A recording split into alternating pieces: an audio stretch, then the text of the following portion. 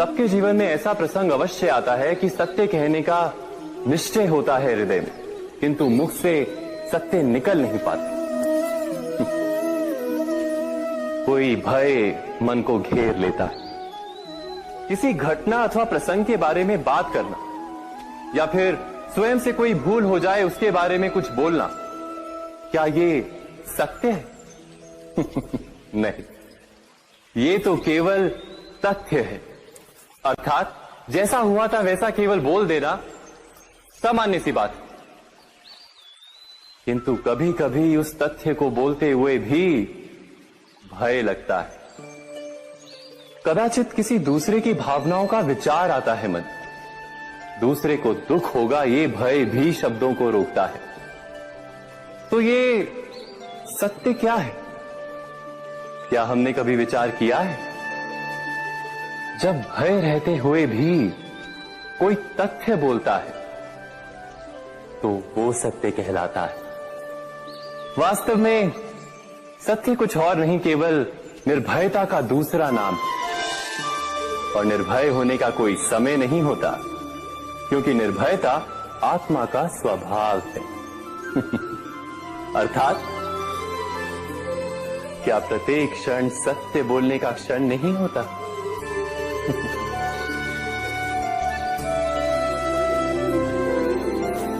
स्वयं विचार कीजिए।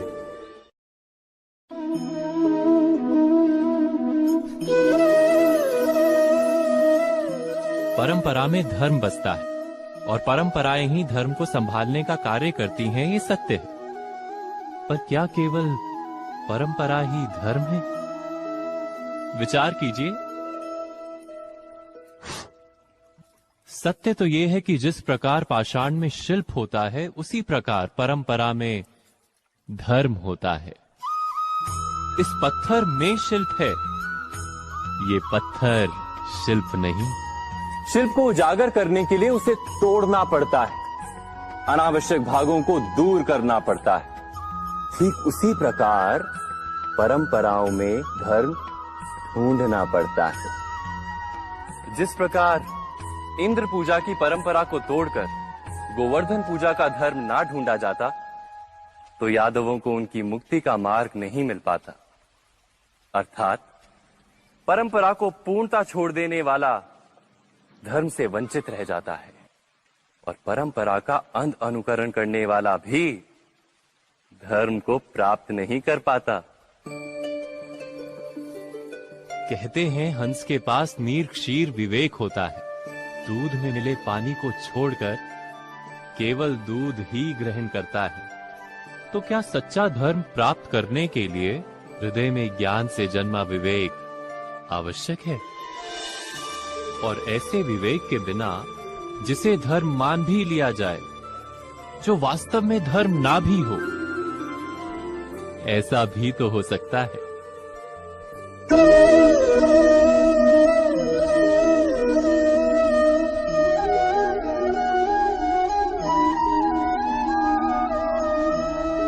महाभारत का ये युद्ध, महाभारत की ये कथा अनेक सत्यों को प्रस्थापित करती है।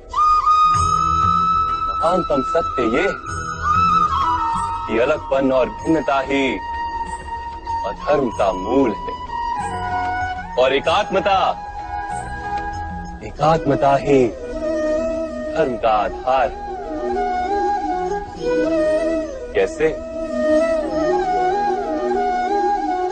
स्वयं विचार कीजिए। मनुष्य का हृदय सुख की आशाओं से, सत्ता और संपत्ति की इच्छाओं से घिरा रहता है सदा। किंतु सामान्य रूप से मनुष्य अपने माता पिता, संतानों, भाई बहन या पत्नी के साथ उचित व्यवहार ही करता है, कोई अन्याय नहीं करता। वो सुख और संपत्ति को समान भागों में बांटकर भोगता है, क्योंकि वो ये जानता है कि उसके सुख का आधार है उसका परिवार, उसके सुख का कारण है उसका परिवार। मनुष्य ये भी जानता है कि उसका सुख समाज से आता है, किंतु वो समाज के साथ अन्याय कर लेता है, समाज का शोषण कर लेता है,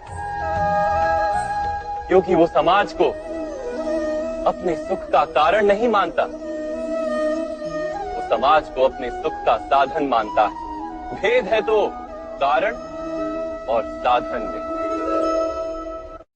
मनुष्य को जब ये बोध हो जाता है कि सारा संसार परमात्मा का ही रूप है, प्रत्येक जीव परमात्मा का ही अंश है, अर्थात कोई पराया नहीं, सब अपने, ये सारा संसार अपना ही है, अपना ही परिवार है, तो क्रोध का कोई कारण ही नहीं रह जाता। सारे संघर्ष, सारा वैर, सारा प्रतिशोध नष्ट हो जाता है। अंतर में परमात्मा और संसार में एकात्मता, यही धर्म का मूल सिद्धांत है। महाभारत की ये यात्रा क्रोध से बोध की यात्रा है, भिन्नता से एकात्मता की यात्रा है। भूमि पर वास करने वाली प्रजा जब तक इस महाभारत की कथा को अपने स्मरणों में जीवित रखेगी, तब तक ऐसा विध्वंस पुनः नहीं होगा। कोई भी शक्ति इसकी महत्ता का वस्त्र हरण नहीं कर पाएगी। इस यात्रा में मेरे साथ प्रवास करने वालों को मैं अभिनंदन देता हूं। उनके हृदय में धर्म का बीज स्थापित, कल्याण, संसार का कल्याण। ओम सहना भवतु। ईश्वर हमारा रक्षण करे। सहनो भुनक्तु। हम सब मिलकर सुख भोगे। सहवीर्यम करवावहे। एक दूसरे के लिए प्रयास करें। तेजस्विनावधितमस्तु। हम सबका जीवन तेज से भर जाए। मा विद्विषावहे। परस्पर कोई द्वेष या ईर्ष्या ना हो।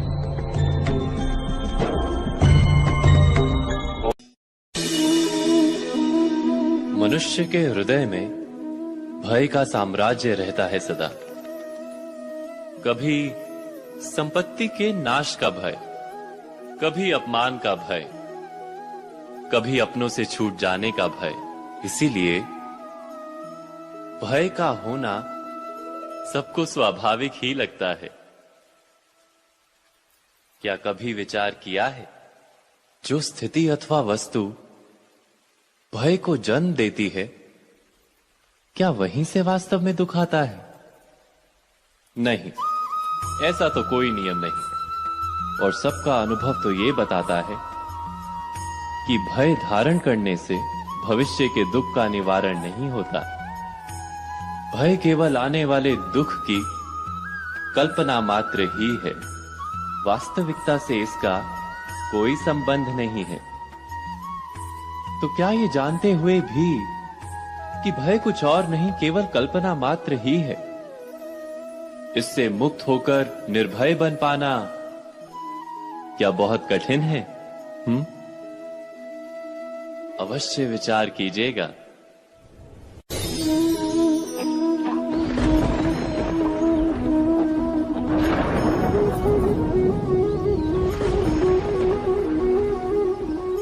सपनों और पूर्वाभासों के आधार पर हम भविष्य के सुख दुख की कल्पना करते हैं। भविष्य के दुख का कारण दूर करने के लिए हम आज योजना बनाते हैं, किंतु कल के संकट को आज निर्मूल करने से हमें लाभ मिलता है या हानि पहुंचती है, ये प्रश्न हम कभी नहीं करते। सत्य तो ये है कि संकट और उसका निवारण साथ जनते हैं, व्यक्ति के लिए भी और सृष्टि के लिए भी। नहीं, आप अपने भूतकाल का स्मरण कीजिए, इतिहास को देखिए।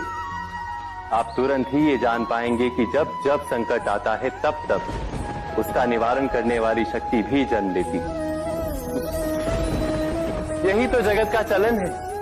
वस्तुतः संकट ही शक्ति के जन्म का कारण है। प्रत्येक व्यक्ति जब संकट से निकलता है तो एक पद आगे बढ़ा होता है, अधिक चमकता है, आत्मविश्वास से अधिक भरा होता है, न केवल अपने लिए अपितु विश्व के लिए भी। क्या ये सत्य नहीं? वास्तव में संकट का जन्म है एक अवसर का जन्म, अपने आप को बदलने का, अपने विचारों को ऊंचाई पर करने का अवसर, अपनी आत्मा को बलवान और ज्ञान मंडित बनाने का अवसर। जो ये कर पाता है उसे कोई संकट नहीं होता, किंतु जो ये नहीं कर पाता वो तो स्वयं एक संकट है विश्व के लिए। विचार कीजिए।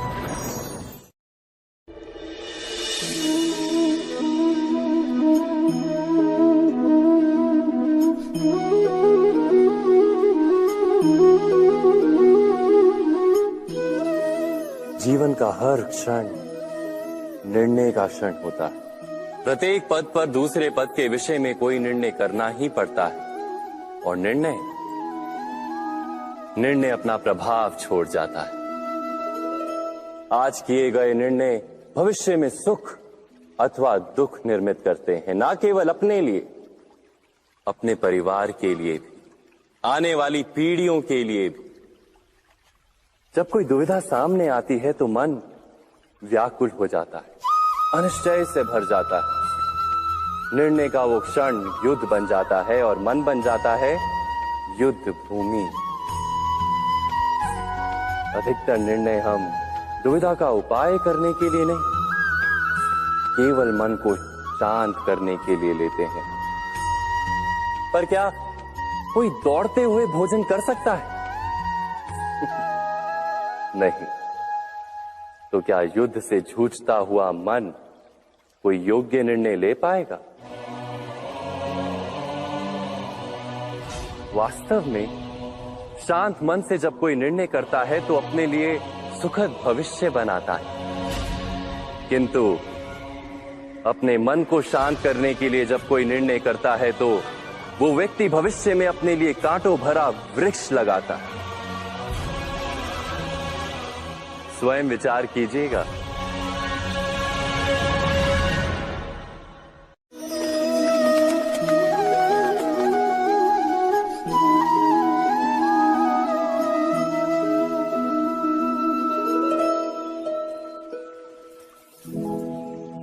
निर्णय के क्षण में हम सदा ही किसी अन्य के सुझाव, सूचना, मंत्रणा या परामर्श को आधार बनाते हैं, और हमारे भविष्य का आधार हमारे आज लिए गए निर्णय के ऊपर होता है।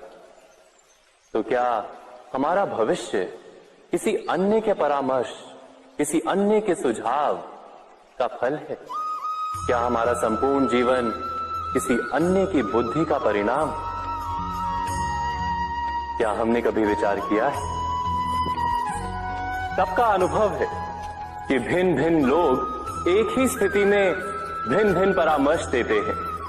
मंदिर में खड़ा भक्त कहता है कि दान करना चाहिए, और चोर कहता है यदि अवसर मिले तो इस मूर्ति के श्रृंगार चुरा। धर्म से भरा हृदय धर्ममय सुझाव देता है, और अधर्म से भरा हृदय अधर्म का परामर्श देता है। धर्ममय सुझाव का स्वीकार ही मनुष्य को सुख की ओर ले जाता है, किंतु ऐसे परामर्श का स्वीकार करना तभी संभव होता है जब हृदय में धर्म हो। अर्थात किसी का सुझाव अथवा परामर्श स्वीकार करने से पूर्व स्वयं अपने हृदय में धर्म को स्थापित करना क्या आवश्यक नहीं? स्वयं विचार कीजिए।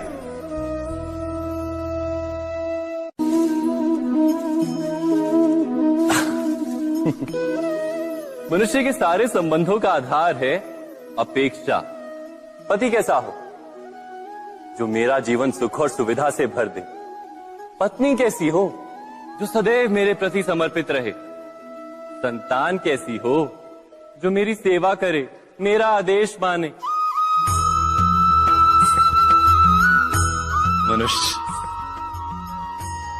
मनुष्य उसी को प्रेम भी कर पाता है जो उसकी अपेक्षा पूर्ण करता है, और अपेक्षा की तो नियति है भंग होना। कैसे? क्योंकि अपेक्षा मनुष्य के मस्तिष्क में जन्म लेती है। कोई अन्य व्यक्ति उसकी अपेक्षाओं के बारे में जान ही नहीं पाता। पूर्ण करने की प्रामाणिक इच्छा हो तब भी कोई मनुष्य किसी की अपेक्षाओं को पूर्ण नहीं कर पाता, और वहां से जन्म लेता है संघर्ष। सारे संबंध संघर्ष में परिवर्तित हो जाते। पर मनुष्य अपेक्षा को संबंध का आधार ना बनाए और स्वीकार करे केवल संबंध का आधार, तो क्या ये जीवन स्वयमेव सुख और शांति से नहीं भर जाएगा? स्वयं विचार कीजिएगा।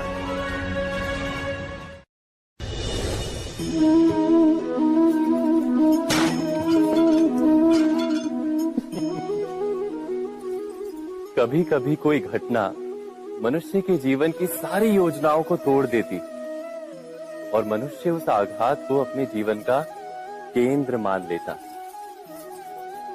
पर क्या भविष्य मनुष्य की योजनाओं के आधार पर निर्मित होते हैं? नहीं। जिस प्रकार किसी ऊंचे पर्वत पर सर्वप्रथम चढ़ने वाला उस पर्वत की तलाई में बैठकर जो योजना बनाता है, क्या वही योजना उसे उस पर्वत की चोटी तक पहुंचाती? नहीं। वास्तव में वो जैसे जैसे ऊपर चढ़ता है वैसे वैसे उसे नई नई चुनौतियां, नई नई विडंबनाएं, नए नए अवरोध मिलते हैं। प्रत्येक पद पर वो अपने अगले पद का निर्णय करता है। प्रत्येक पद पर उसे अपनी योजनाओं को बदलना पड़ता है। कहीं पुरानी योजना उसे खाई में ना ढकेल दे। वो पर्वत को अपने योग्य नहीं बना पाता, केवल स्वयं को पर्वत के योग्य बना सकता है। क्या जीवन के साथ भी ऐसा ही नहीं? जब मनुष्य जीवन में किसी एक चुनौती को, एक अवरोध को अपने जीवन का केंद्र मान लेता है, अपने जीवन की गति को ही रोक देता है, तो वो अपने जीवन में सफल नहीं बन पाता और ना ही सुख और शांति प्राप्त कर पाता। अर्थात जीवन को अपने योग्य बनाने के बदले स्वयं अपने को जीवन के योग्य बनाना ही सफलता और सुख का एकमात्र मार्ग नहीं। स्वयं विचार कीजिए।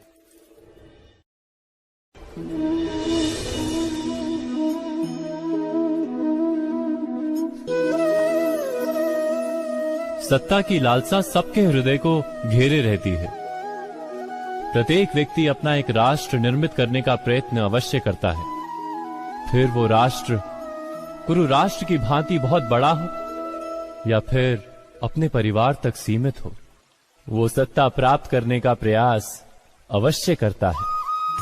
किंतु सत्ता का वास्तविक रूप क्या है? क्या हमने कभी विचार किया है?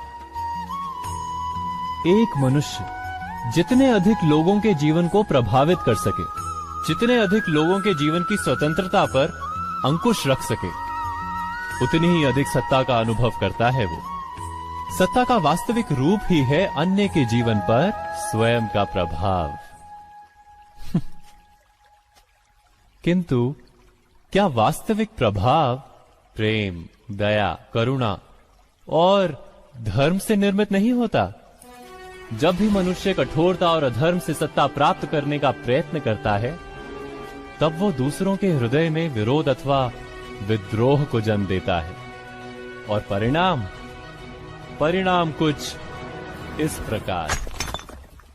हाँ, कुछ समय के लिए वो स्वयं को प्रभावी और शक्तिशाली अवश्य पाता है, किंतु वो वास्तविक सत्ता नहीं। यही कारण है कि भृगु और वशिष्ठ जैसे ऋषियों की आज भी पूजा की जाती है, रावण और हिरण्यकशिपु की नहीं। इस पर तो आप विचार अवश्य करें। सत्य कहा ना।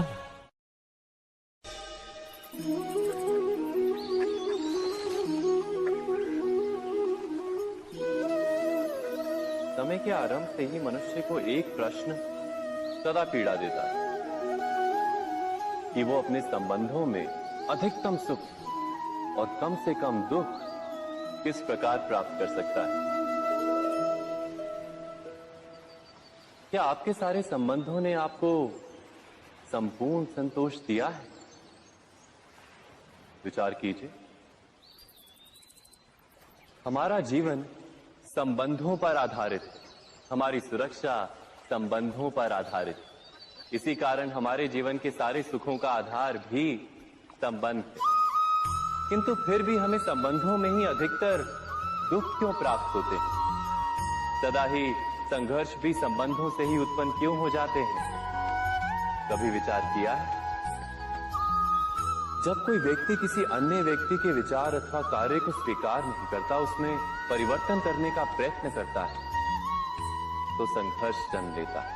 अर्थात जितना अधिक अस्वीकार उतना ही अधिक संघर्ष, और जितना अधिक स्वीकार उतना ही अधिक सुख। क्या ये वास्तविकता नहीं?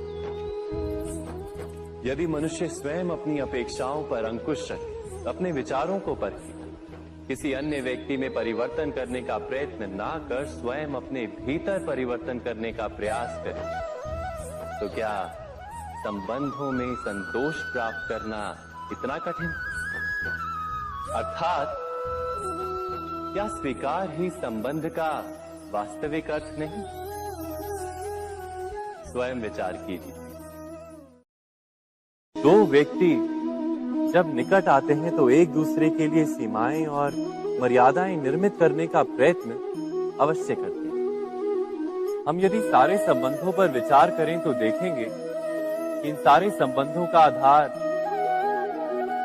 यही सीमाएं हैं जो हम दूसरों के लिए निर्मित करते हैं। और यदि अनजाने में भी कोई अन्य व्यक्ति इन सीमाओं को तोड़ता है तो उसी क्षण हमारा हृदय क्रोध से भर जाता है। इन सीमाओं का वास्तविक रूप क्या है? क्या हमने कभी विचार किया? सीमाओं के द्वारा हम दूसरे व्यक्ति को निर्णय करने की अनुमति नहीं देते, अपना निर्णय उस व्यक्ति पर थोपते, अर्थात किसी की स्वतंत्रता का अस्वीकार करते हैं हम। और जब स्वतंत्रता का अस्वीकार किया जाता है तो उसका हृदय दुख से भर जाता है, और जब वो सीमाओं को तोड़ता है तो हमारा हृदय क्रोध से भर जाता है। क्या ऐसा नहीं होता?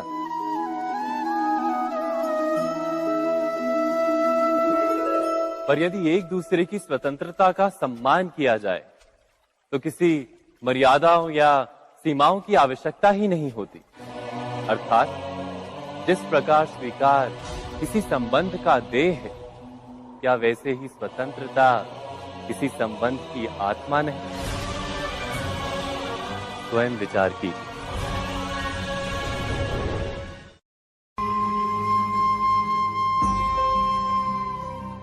प्रत्येक मनुष्य के जीवन में ऐसा क्षण अवश्य आता है जब सारे स्वप्न, सारी आशाएं, सारे दृश्य ध्वस्त हो जाते हैं। जीवन के सारे आयोजन ही बिखर जाते हैं।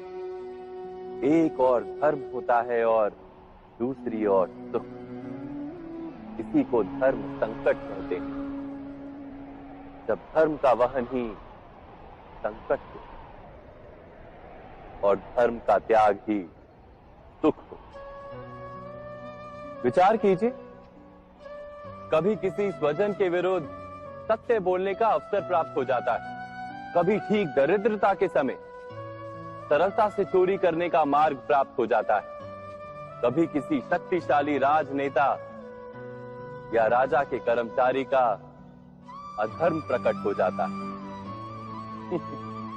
सबके जीवन में ऐसी घटना बनती ही रहती है। अधिकतर लोग ऐसे किसी क्षण को धर्म संकट के रूप में जान ही नहीं पाते। हमें किसी प्रकार के संघर्ष का अनुभव ही नहीं होता। सहजता से सुख की ओर खींचे चले जाते हैं, जैसे मक्खी गुड़ की ओर खींची चली जाती। वास्तव में धर्म संकट का कण ईश्वर के निकट जाने का कण होता है। यदि हम संघर्षों से भयभीत ना हो, सुख की ओर आकर्षित ना हो, अपने धर्म पर दृढ़ रहे, तो ईश्वर का साक्षात्कार दूर नहीं।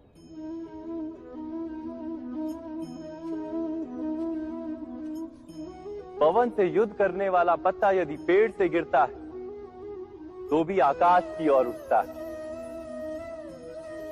पवन से झुकने वाली घास वहीं भूमि पर रह जाती। अर्थात धर्म संकट से यदि हम संकट को ही टाल दें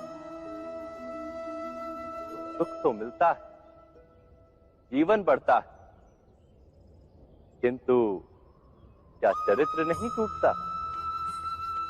क्या आत्मा दरिद्र नहीं हो जाती? क्या ईश्वर से अंतर नहीं हो जाता? स्वयं विचार कीजिए। जब भी किसी की आशा और इच्छा भंग होती है तो उसका हृदय क्रोध से भर जाता है। जिस व्यक्ति को वो अपना अपराधी समझता है उसे दंड देने का प्रयत्न करता है। पर क्या हमारी इच्छा या आशा का भंग होना क्या सदा ही किसी का अपराध होता है? इच्छाओं के अपूर्ण रहने के तो कई कारण हो सकते हैं। कुछ तो संजोग के कारण अधूरी रह जाती हैं और कुछ नियति के कारण। और कभी कभी इच्छाओं का स्वरूप ही ऐसा होता है कि वो पूर्ण नहीं हो पाती। बिना परिस्थिति पर विचार किए किसी को अपराधी मान लेना न्याय नहीं, प्रतिशोध है। न्याय का आधार तो दया है, करुणा है, और प्रतिशोध का आधार क्रोध, अहंकार। अर्थात हृदय में करुणा धारण किए बिना किसी के अपराध के विषय में विचार करना, किसी को दंड देना, क्या अपने आप में ही अन्याय नहीं? स्वयं विचार कीजिए।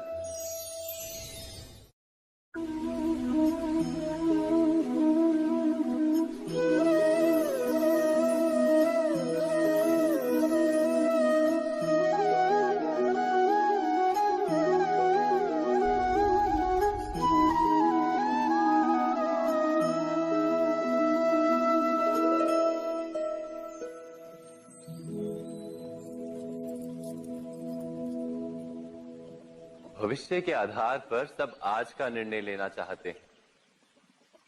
भविष्य में सुख मिले, भविष्य सुरक्षित हो, ऐसे निर्णय आज लेने का प्रयत्न रहता है सबका। आप अपने जीवन को देखिए, क्या आपके अधिकतर निर्णय के पीछे भविष्य का विचार नहीं होता? और हो भी क्यों ना। अपने जीवन को सरल और सुखमय बनाने का प्रयत्न करने का अधिकार सबका है। पर भविष्य तो कोई नहीं जानता, केवल कल्पना ही की जा सकती है।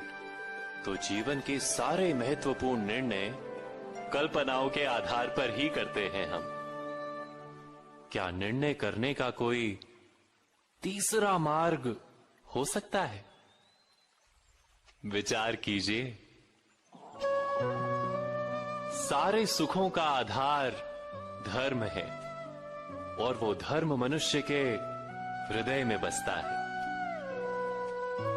तो प्रत्येक निर्णय से पूर्व स्वयं अपने हृदय से ये प्रश्न अवश्य पूछ लेना कि ये निर्णय स्वार्थ से जन्मा है या धर्म से। क्या इतना पर्याप्त नहीं? भविष्य के बदले धर्म का विचार करने से क्या भविष्य अधिक सुखपूर्ण नहीं होगा?